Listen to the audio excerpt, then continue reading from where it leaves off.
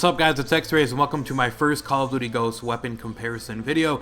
In today's video we're going to be talking about the two probably best SMGs in Call of Duty Ghosts. We're going to compare them and find out which one is a little bit better or maybe overwhelmingly better than the other.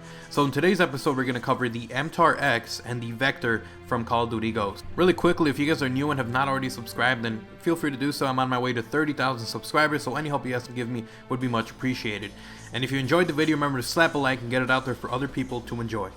Alright, so let's talk about the MTAR-X before we talk about the Vector. Let's talk about some of its statistics, not a full breakdown. If you guys want to see a full breakdown, let me know in the comment section below and I'll do one. But basically, let's go over some of the things. So first of all, the MTAR-X actually has 38 rounds in its magazine. It's actually a little bit more than most of the SMGs that are in Call of Duty Ghosts. It also does some insane damage, doing 40 damage at its max and drops down to 25. It might seem like a lot, but the drop-off is actually less than most of the other SMGs that are in Call of Duty Ghosts. Because of the damage that it does, the MTAR actually is a 3 to 4 shot kill weapon. It's actually better than some of the SMGs who have a very steep drop-off. So you're constantly going to be seeing 3 or 4 shot kills on enemies, unless you count in the actual headshots. Now the actual headshot multiplier of the MTAR is 1.5 times, which means that if you do aim for the head, you're actually going to have a better chance of taking them out in 2 shots as opposed to trying to go for the body and trying to get 3. So if you're the kind of person who's good at going for the head, who's really good at getting headshots, then I would suggest you try to go for headshots, as it does save you time and it saves you ammo in the long run when you're trying to kill the enemy. The MTAR-X is a little bit slower than what you're used to with SMGs, but it's still a little faster than most of the ones you found in Call of Duty Ghosts as well as in Black Ops 2. It shoots at 810 rounds per minute. This is a little bit faster than most of the other SMGs. There's a few that are a lot slower than this, so it's definitely not too slow. It's actually kind of a great balance between having good output of damage as well as being able to take someone down with a pretty consistent rate of fire. Because the MTAR doesn't shoot as fast as some of the other SMGs, this actually just means that it has better recoil and it's a lot more manageable than most of the other SMGs. In fact, it's actually one of the most accurate SMGs in Call of Duty Ghosts, so it's one of those weapons that you're going to be able to confidently be able to engage someone at medium range or even at long range when you get used to the recoil. Alright guys, so now that we've covered the MTAR, let's move on over to the Vector.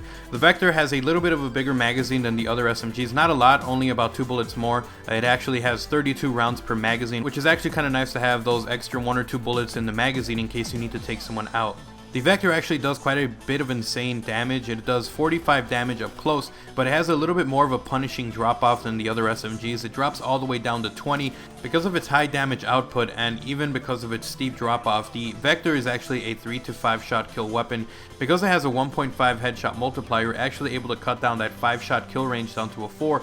So again, if you are the kind of person who's really good with managing recoil, then aiming for the head is the best option you can do in order to cut down that 3 to 5 down to a 3 to 4 headshot multiplier. Anyways, with that being said, because the Vector does so much damage, it's actually balanced out by having an even slower rate of fire than some of the other SMGs. It actually shoots at 759 rounds per minute, which is a little better than some of the SMGs in Black Ops 2. It still shoots faster, so it's actually a pretty reliable choice if you want it. Now, because they were trying to balance this out and it does so much damage, the Vector, despite its really low rate of fire, has quite a bit of recoil.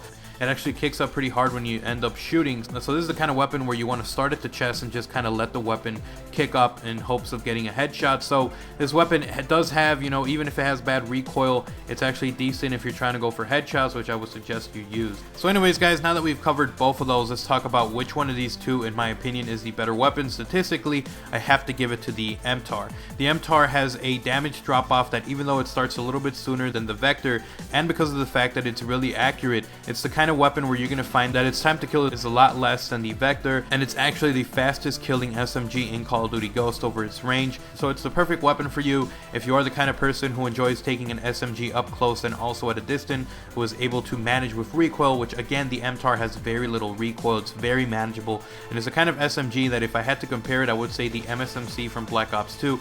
It is just that great of an SMG.